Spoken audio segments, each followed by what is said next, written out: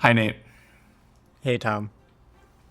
Why did the generative AI avoid visiting Appalachia?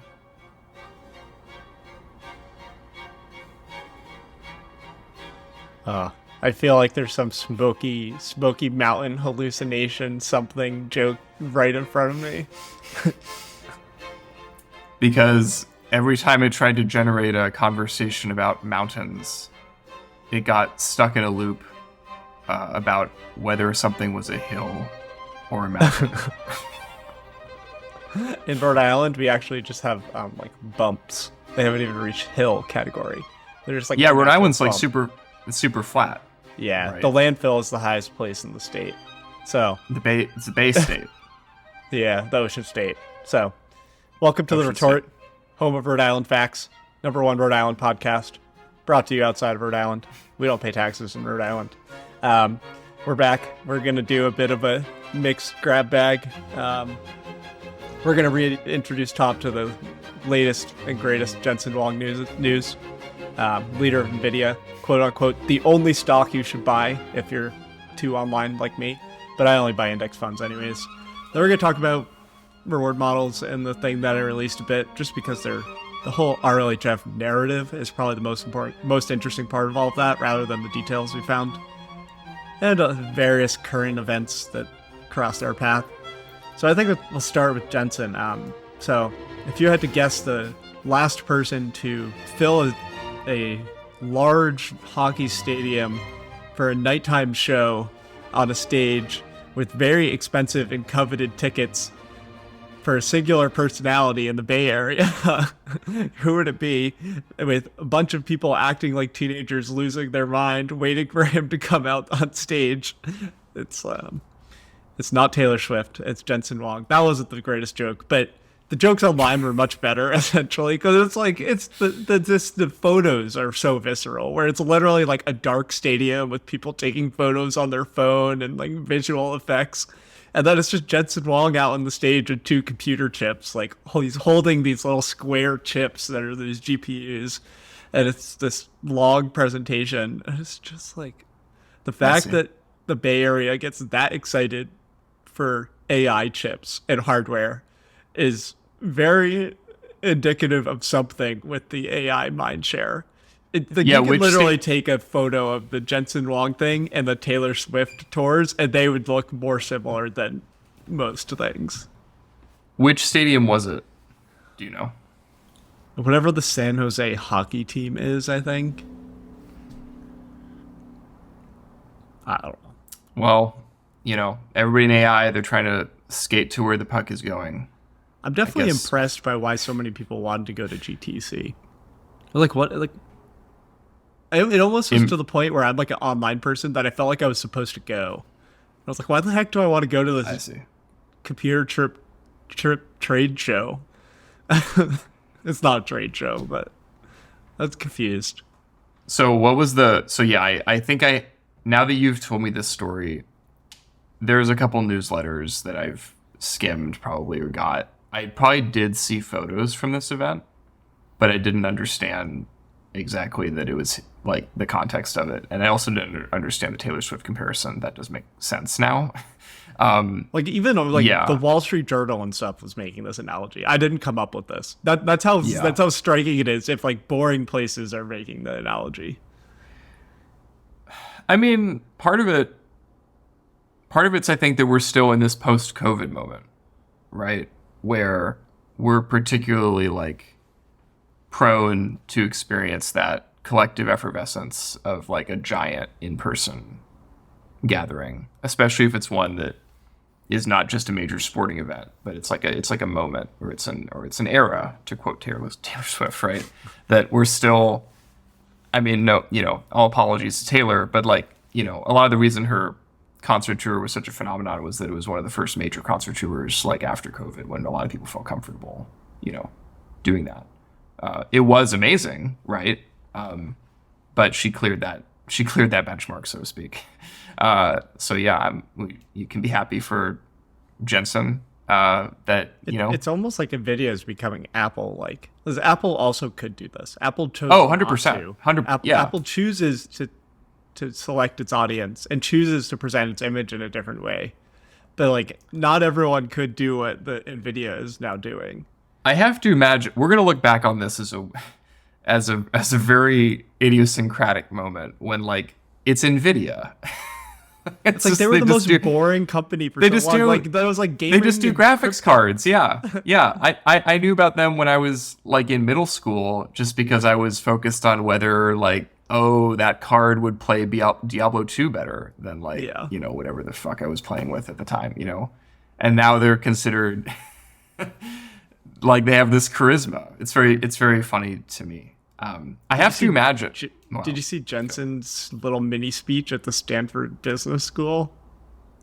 No. He was essentially like, I wish hardship upon all of you. And I wish hardship upon all of my employees. Because you don't do good things without hardship. And most of you, like Stanford people, have gotten into all of these good schools. And you're a little entitled. And that's okay. It was like, I was like, okay, said it how it is. Like, you got to do hard things at some point in your life. He's not wrong. Just like Jensen's I didn't know he said that. That's just a weird. Sun. It's a funny thing to say. It's all super funny. The whole like the Nvidia moment is just maybe we peaked. Maybe Jensen being Taylor Swift, maybe him like reaching that level for one day has shown that the AI hype has peaked. There's no higher target. I think the issue is like you and I are a little bit too young to have really had a formative moment in like the late 90s or like right before the .com boom. But I've heard stories, as you have, of like how fucking crazy it was, right? Yeah. This is basically like that. I think we're getting to that moment. I have to imagine, we are in a bubble. Bubbles do burst. This one might just sort of deflate a little bit though, because I think things have changed a little bit. It's just, again, I just want to return to this. It's just very funny that it's Nvidia. That's still fucking funny to me. Like, that's just, it shows you so much, I think, about the moment. That it's this other, it's the most boring company to work for. It's not boring in the sense that the work you're doing is impactful, but like if you're on the tech market, people are like, go work in Nvidia if you want like a stable 9-to-5 tech job. Pretty remote friendly, pretty good comp, normal stuff. It's so revealing of where the excitement is, I guess, in the supply chain too, right? So it's like Nvidia does not design, it's not Apple in more than one sense, right? They don't design the interface. They don't design it's not a consumer thing. No. Like, how many of the people in that stadium have actually bought a Nvidia product ever? How many people in the Apple Stadium have bought an Apple product? Probably 99%. They're building the new alchemy equipment. They're like, you want to be the next. This is what it takes now. These are the flasks that you need, and we're building the next generation of those. Yeah, the other crazy happening is, did you see the Mustafa Suleyman, the DeepMind, that whole saw that? Didn't he like get kicked out of DeepMind for harassing people or being extremely toxic? And then he like founded his company, raised $1 billion, and then got to go get a cushy job at Microsoft. I think Microsoft's strategic play makes the most sense, which is they're trying to diversify outside of OpenAI. So they also licensed Inflection's models. But like this was, I could go on a little 30-second walk to get his book, but I read like 2 pages because I was like, this is garbled, like. It's bad. It's bad. It was just talking about biorisk immediately, and all of that stuff has pretty much been debunked by like Rand and OpenAI themselves. So it's pretty outdated. I was like, I'm not going to read this. Again, we don't. At least I don't remember very many books about tech that came out in the late 90s or early 2000s. At least not ones that aged well. I have some founder advice and writer advice. They go hand in hand. If you're going to be a writer, only write a book. This was told to me. Only write a book if you're willing to make that your top priority. And the same should probably go for a startup. Only found a company if you're willing to make that your top priority. And Mustafa did both.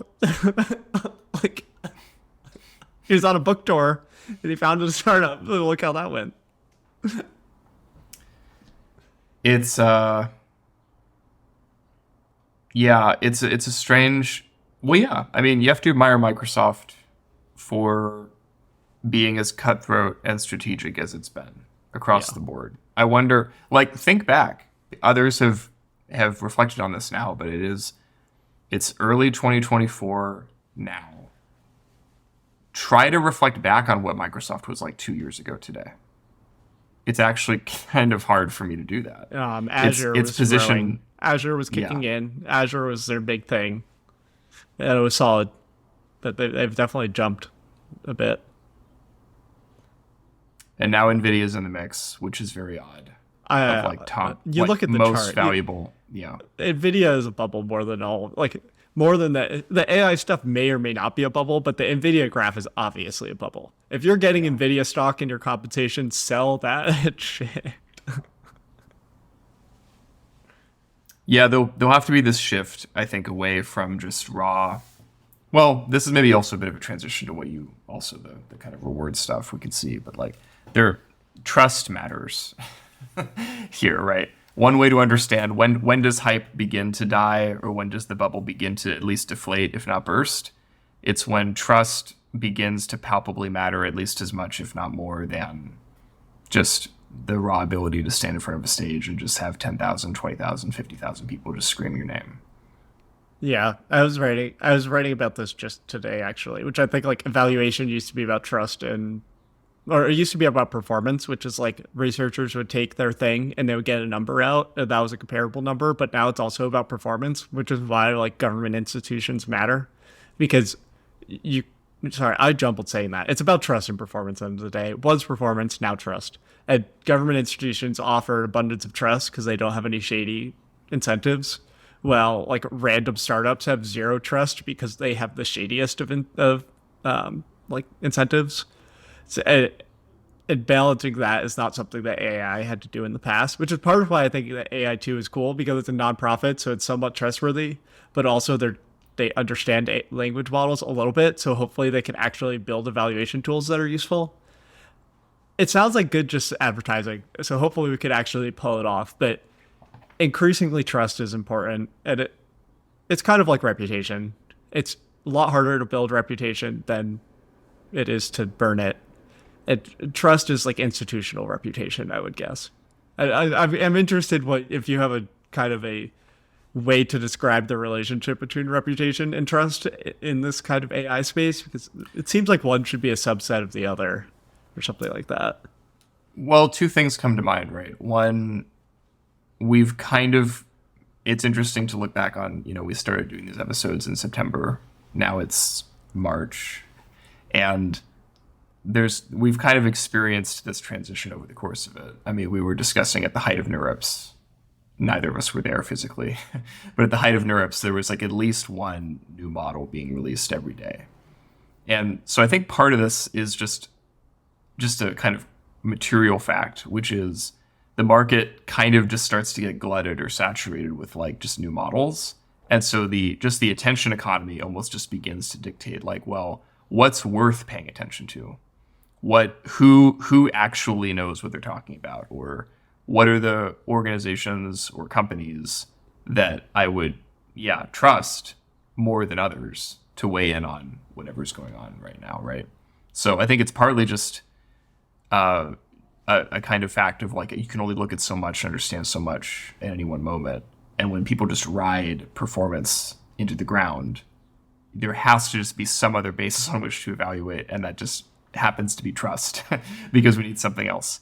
So that's one side of it. The other side of it, I don't know if this answers your specific question, but there's another dimension of this too. Maybe this is also where government comes in. So there's performance, absolutely. There's trust, which we are now maybe just on the cusp of grappling with as an independent dimension of evaluation. And then I would argue there's at least one more, which is legitimacy. So you can trust something because it works as intended or it has worked in the past. So there's a kind of just basis on which you're like, sure, I would keep looking to this thing. But, in political theory and also I think in governance, there's this issue of like, who has authority to speak on some topic, or who has authority to define what counts as a good standard or not. And, nominally, maybe this is pushing a little bit. I mean, I'm interested for your thoughts on this of like, what is it that distinguishes something like AI2 from something like NIST? Because NIST is a government entity. What differentiates those two from a new like nonprofit that's founded this year that wants to nominally do evaluation? Is like that's another thing. Like there are more nonprofits coming, and I think maybe legitimacy is where that will come in, which is like the longevity of doing it. I don't know if I have a good answer between the difference between trust and legitimacy. Is like because everyone talks about the breakdown of trust in our institutions, and the institutions are mostly legitimate, and so I'm trying to figure out if like legitimacy is a prerequisite for trust, or if it's something slightly different, because they're definitely very closely tied, and I think it's important to understand what that means when more government institutions are talking about AI. So like, for example, there's an NTIA request for comment out like right now. And it's like, how does like, this is the National Telecommunications and Information Administration. Like these government agencies have, like this is under Gina Raimondo, the Department of Commerce. It probably has like a $10 to $100 million per year budget. It's like smaller than the Allen Institute probably.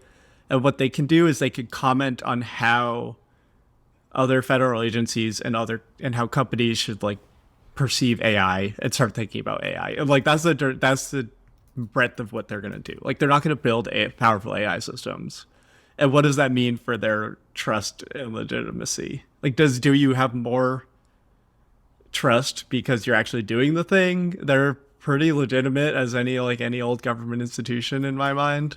And I don't know if we could use this to kind of create a mental model for what will matter in government agencies talking about AI. I think that's pretty important, and how policy will unfold. Because I've been at these policy events, I see more policy unfolding from these agencies rather than regulation, which is not surprising, but it matters because it's kind of a different room to be in. Right. Part of it is who has mandates to do what, right? So a lot of what the executive order on AI that came out in the fall was, I mean, I think people who work in AI are just not sensitive to this, which it's fine. It's not your job, but like just like a little bit of constitutional 101, right? The executive order was not a law. Yeah, it was not. I know this, thankfully. Here's what I mean by that. There's a few reasons that's important. First of all, Congress did not pass it. Secondly, it did not create any new mandates on behalf of like any existing. It didn't create any new agencies, and even amongst the agencies that already exist, it did not like give them any additional powers that they did not already have. So all the executive order did was clarify how the existing mandates that executive agencies have are relevant or applicable to the context of recent developments in AI. That's still enormously significant. It's an enormously significant document. And actually, as we previously discussed, one that I was mostly pretty impressed by, actually, for several reasons. But it's literally just the effort to further kind of sharpen or precisify what NIST's job is with respect to these new capabilities, or other agencies for that matter, because there's several agencies that it discusses. But those agencies are really just parts of the executive branch. They're just sort of organs that historically differentiated in response to recent developments. And it made sense for the White House to be like, rather than me having to make up a new environmental policy every time there's a new president, we should just have an EPA that's staffed by experts that act in coordination with my policies or with my priorities, with my whatever, right? That's all it is. So it's really a kind of miracle of the federal government that this works, but it's really, you should think of the executive order as sort of like, I sort of think of it analogous to like putting like a respirator on somebody, or like shocking somebody's chest to get their heart to start beating. It doesn't put heart in the body. It's just like restoring a shock to the system to awaken it, to alert it, to direct its energies and its attention towards a problem and apply all of its existing standards and procedures and staff to that problem. Yeah. I have two related things. I haven't answered the question about the difference between trust and legitimacy. I'm kind of becoming a downer on that. I think the first thing is A downer. a downer on the taxonomy. The topic is important. The other thing is like about trust and legitimacy of organizations in the space is the UK AI safety org has primarily been funded by big tech companies, and now the US is starting one, which the like whether or not you get government funding or big tech companies is a thing, and it's multi-level. So even if you get it as an unrestricted gift in the first thing, it's like, then who are you beholden to ask for money in the future, and how that might impact your policies is the type of things that these things worry about. But like, Right. It's an important, like I said, I was at this policy event with a bunch of different companies and actual policy makers. Someone was in the room who was in the EU legislative body for like 10 years. So it was actually policy people trying to make sense of the nonsense that I spew out of my mouth. And that was a big focus point for them. It's like the US Safety Institute can be different by getting like more neutral types of funding, which is very real. But I just don't know how to fix it into our taxonomy. And that's the type of thing that'll define trust. Like the Allen Institute's money, I think, is pretty well known. That's like from Allen. It's Allen. It's the Allen name. Like I'll say that's all I need to say. But if it's like another evaluation thing is funded by like Eliezer Yudkowsky, like what does that mean for their trust and legitimacy? So this all goes back to the whole brand conversation and talking about Jensen Huang. And it just constantly gives and takes. It's a constant finding of equilibrium. I agree. It's definitely finding of an equilibrium. To comment briefly on assuming what you just said is all true with respect to the UK Safety Institute vis-a-vis the potential or impending US Safety Institute. Yeah, how would I grok it for me, and I suspect for many other people, is if one of those bodies is overwhelmingly funded by big tech and one of those bodies is not overwhelmingly funded by big tech, but they are both under the respective governments of the countries in question, in theory, they would both be legitimate. But I would trust one of them way less than the other one, depending on how much time goes by. It's kind of and like what the it's difference weighing between in on. credentials and reputation. Where it's like, if you take any old Berkeley grad student off the street, they all have the same credential. But like, if one of them goes to work at a quant bank, you're not going to trust them on matters of like AI safety or something, like AI and society type things. I might even put it a bit stronger, which is it's the difference between having credentials and being a source of accreditation. Right? So like a university professor on AI, Stuart Russell, for example, is generally, maybe a hot take, generally a pretty trusted expert. Yeah, that's not a hot take. He's like one of the most trusted voices in all these rooms. I think he even prides himself on that to a specific degree. Anyway, let's say that he is. But do you have that other side? I want to see what your other example is. Oh, well, where I was going with that was to say, sure, Stuart's trusted, and I think he has reason to be. But that's because that's because he came up at an accredited university. That university was accredited by the U.S. government to be a university. Universities that can't get accredited they don't last. This is a major issue with the new university that they're trying to start in Austin. It's called I should actually look this up. So is it literally like the stars and their mascot's going to be the stars and stripes or something? That's news to me, but it wouldn't surprise me. No, I made that up on the spot. So I believe that's right. So I'm sorry to our listeners. I just had to make sure I had this right. So it's not UT Austin, which is a serious accredited university. UT is a great school. Yeah, UT we're Austin. go Longhorns. We're fans. It's fine. Hook 'em. I'm speaking about the University of Austin, which is a different entity. And I mean, yeah, from everything that I've read about it, I've been curious, and so I've been following it a little bit. It's this effort to create a university that is sort of in some ways a callback to what universities quote unquote used to be before they became, however you want to put it, woke, excessively focused on optics or rankings. Narrow-minded. Well, sure, yeah. There are different ways of describing this irony, which is that in the minds of some people, especially elite universities, have become primarily sources of status and secondarily, or even much less than secondarily, sources of actual learning or independent inquiry, independent knowledge inquiry. So this University of Austin, in part, has been pushed as an answer to that. From what I understand, its major roadblock, despite having raised a fair bit of money and having some very prominent bigwig academics stand behind it, is that it's having trouble getting accredited. In other words, it's having trouble convincing the government that if you spend 4 years at it taking enough classes, you actually have a degree that others should be like, that's a degree in that field. And so that matters, right? Accreditation is about, are you a legitimate university? And that's conferred by organizations that are already legitimate, namely governments or Do you states. think there needs to be accreditation of like you're an AI evaluator? 100%.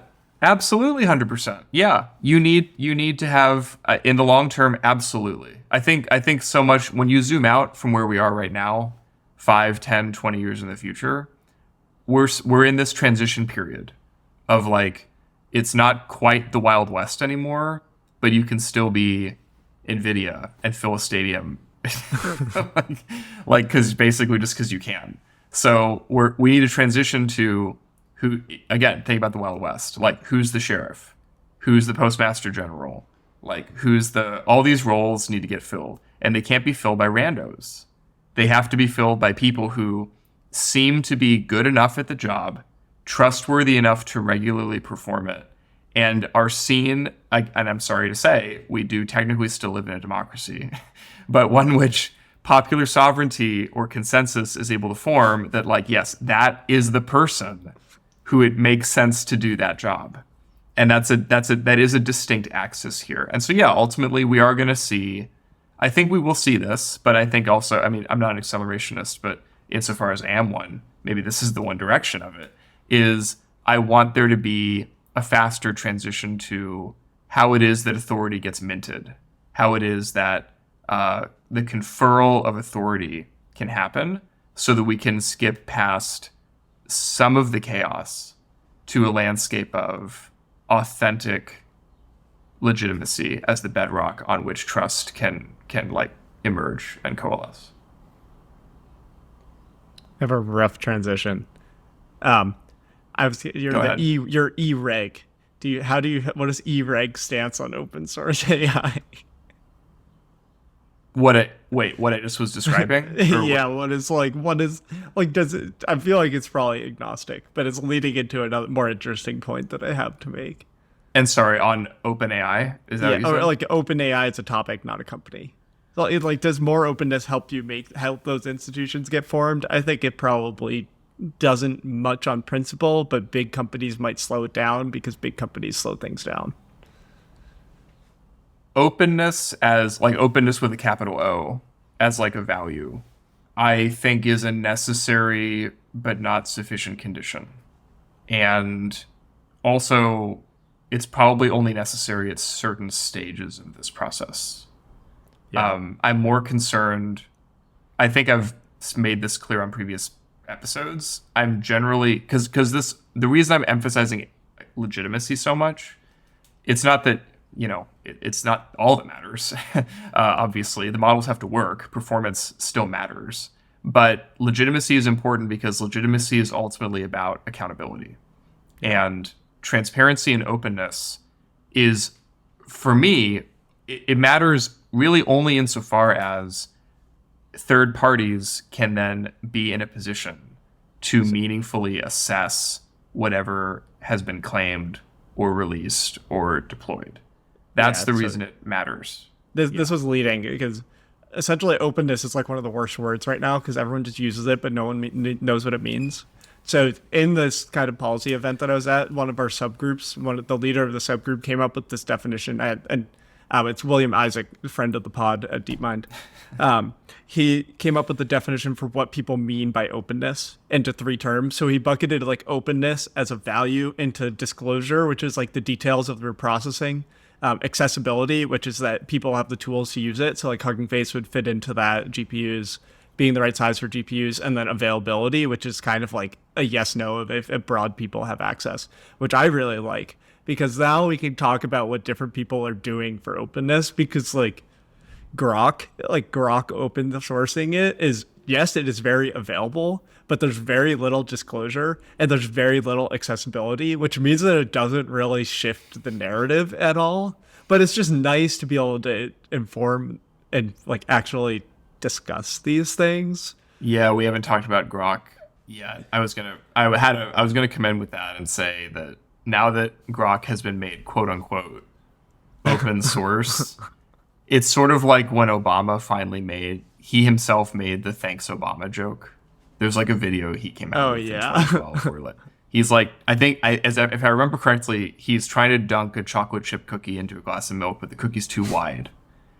And he just sighs and looks at it and says, "Thanks, Obama." And so I think there was a kind of collective agreement on the internet that no one could make that joke anymore because it had reached its source. So yeah, I think there's a certain, it's important. I think the fact that Musk did that is clearly an important step in the direction of like, we need to significantly level up our semantics around what openness means and what it doesn't mean.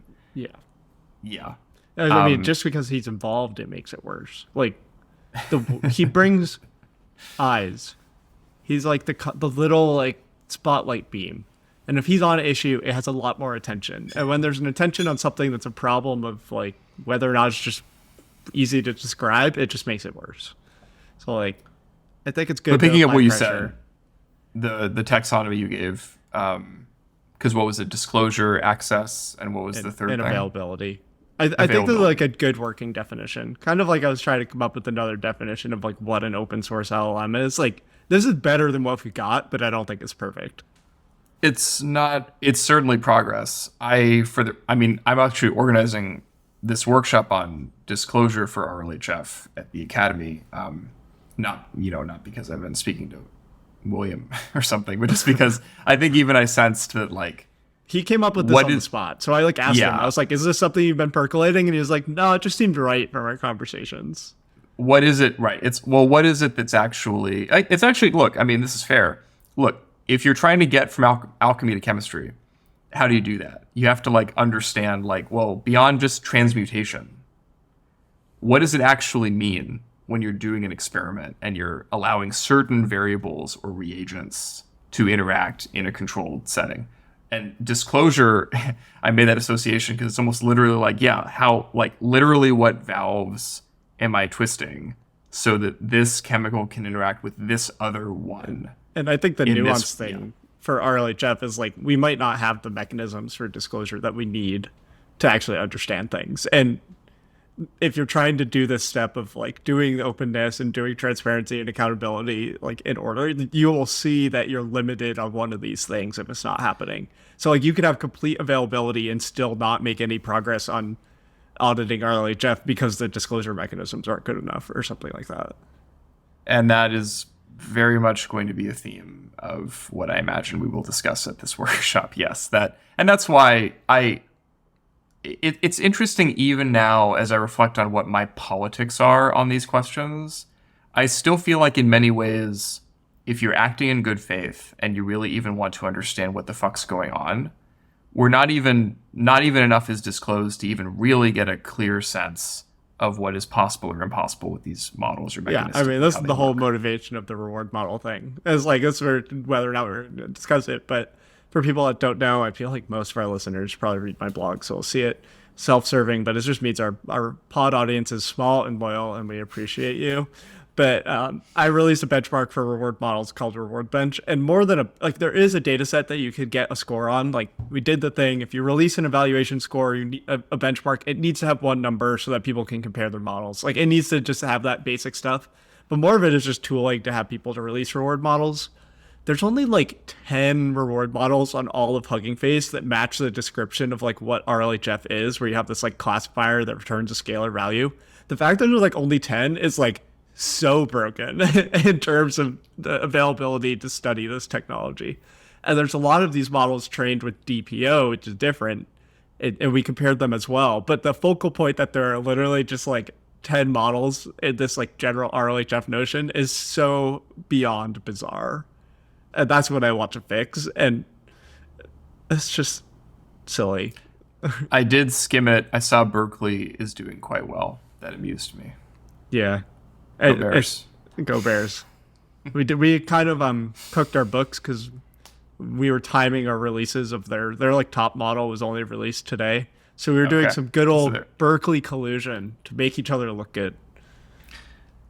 So there's an example, right, of what's the most important thing that you did there. Is it the specific rankings of those, models, or is it the standard that you're putting forward, right? Because that's really what you're introducing. Yeah, it's like the standard. It's like a new mechanism disclosure. It's like you can disclose this about your reward models, and no one has disclosed anything. And it's not a lot of information. It's not that telling. But like, that's what it is. And we're working on trying to get this information from tech companies and stuff, which is a slow grind. But I feel very strongly, the common denominator here is there are the number of interfaces off of which we're trying to set policy or have informed conversations about evaluation of models or really anything in AI is a drop in the bucket less than like what there needs to be in terms of the infrastructure. So like literally just again, the fact of like so much of this is vibes driven. So like what are the interfaces that matter in AI? Twitter would have to be like in the top 5 or top 3 of just like that's crazy. But that is the world that we live in. That is in fact the way it is right now. I feel I have hope that eventually that will change and we will have either some fully agreed upon, consensus driven leaderboard of what really matters. And that will be to some degree a moving target. I mean, certainly the models on it will be a moving target, but maybe the interface itself will eventually stabilize and the ecosystem will have matured so that everybody at least agrees on what companies are in fact competing over and why that matters. And that there's, again, this kind of like sense of legitimacy around that of like, yes, these are the things that are worth competing on or not competing on. And then within that, I'm the one you should trust, or my model's the one that's most trustworthy, or whatever it is. So it's kind of beautiful in a way. Do you think a for-profit institution could fill this void? Like at a like structural and like what reputation means? Because I think there's such a need that the big companies would be willing to pay for it. But I don't know if it's like them, they just pay a nonprofit and they do it. Like a nonprofit doesn't necessarily have to be free. Like they could cover their costs with the payment or something. I believe that a for-profit company or corporation could do this, yes. I mean, we know that's true historically. We know that there are private companies that effectively act as public utilities that make money, but they do it in a way that is, again, rigorously monitored and whatnot because they have to fulfill certain commitments. But there's no reason in principle why you can't also make money and do that. I think it's really a testament to how brazenly off base the incentives are in AI that's not what's happening right now, right? I mean, the fact of like, I think what what Facebook in particular is doing with its social media platform is a joke with respect to responsibility. I mean, it's across the board. So you mean like the serving that they do? Yeah. I mean, the fact that there's this pretense to protect users, they're not doing that. I'm sorry. I'm It's sorry. what is this? They're just not. It just it's like you have N it needs to be. managers and next year, like 7 managers in 5 years. They have 7 trust and safety teams in 5 years.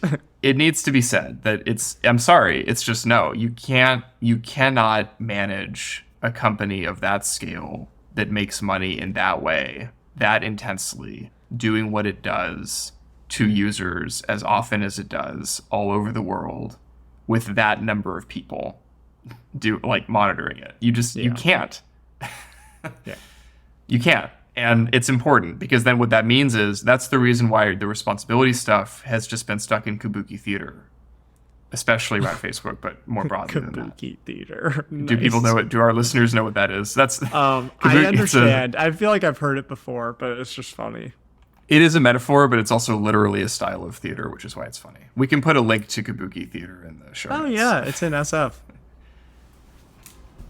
It's literally an SF. Who knew? Yeah, I mean, it'd be more edifying for our listeners to actually go to a live performance of actual kabuki theater by professionals than watch Mark Zuckerberg apologize to parents whose children have killed themselves in front of the Senate. Yeah, that whole thing is rough. It's like the politics and everything of it are just the politics, the technology, the world where we're at is just all rough. We're in this weird transition. And AI is making it faster, maybe worse.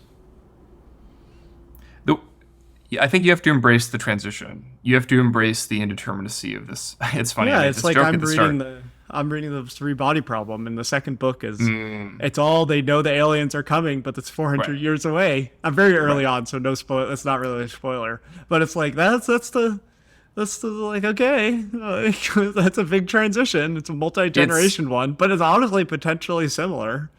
It's like AGI-ish things are coming in a few hundred years. Like, what is AI going to look like? Or 5 years if you believe Eugene. That's what I saw. It depends on the definition. I'm fine with the definition of GPT-4 being AGI, but a lot of people think AGI needs to have a level of autonomy that GPT-4 does not have. So people are forcing entity status and autonomy onto AGI, which I don't understand why that is necessary. That's kind of this whole AI story with agents and like independence and personhood that people assign to AI. But I think that like AI as a powerful tool in a general fashion, like artificial general intelligence, like that's what the word says, and it's more of a storytelling to require otherwise.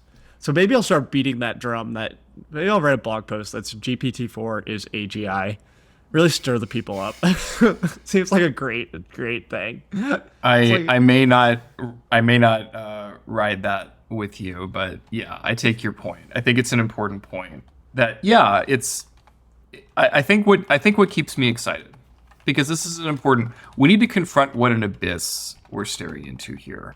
And maybe we're really only doing it now because it's no longer just hypothetical forecasting. We literally now have Eugene filling stadiums at San Jose off of these chips and claiming these things. And yeah, these are no longer just abstractions.